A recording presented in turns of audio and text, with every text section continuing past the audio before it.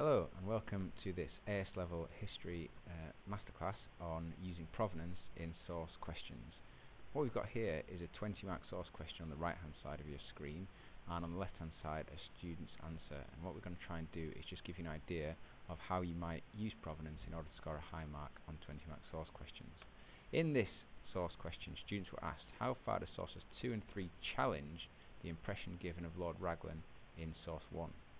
And in source 1, what we're presented with at face value is a very critical view of Lord Raglan, who's blamed for a lot of the troubles suffered by the British Army in the Crimea.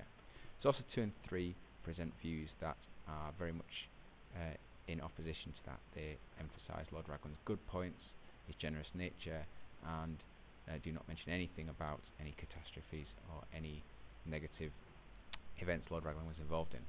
So, because you're asked how far, what you have to do is reach a judgment on which of these two very, very different views you're going to accept as more credible and more believable.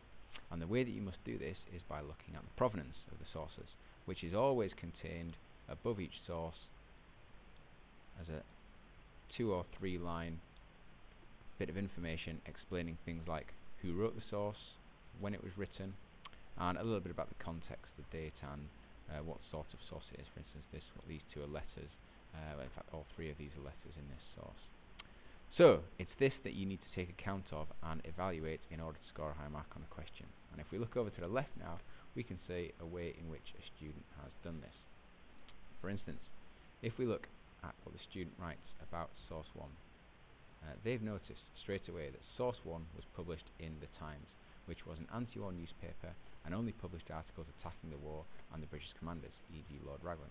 If source 1 had praised Raglan, it would not have been published.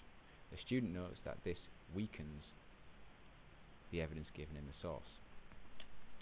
Similarly, in source 2, the student has noted that it was written by an officer in the army, and as a result, the officer could have owed his position to Lord Raglan and so would support him.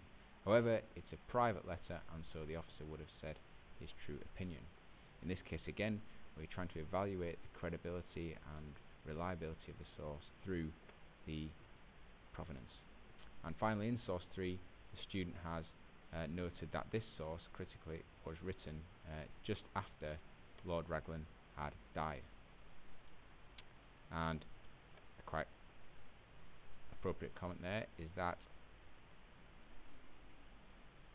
it's very rare that you speak ill of the dead, and people who have just died tend to attract praise rather than vilification.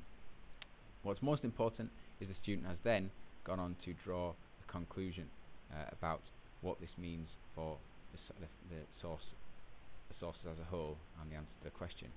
In conclusion, source 2 strongly challenges source 1 as both are from similar people with similar experiences serving officers.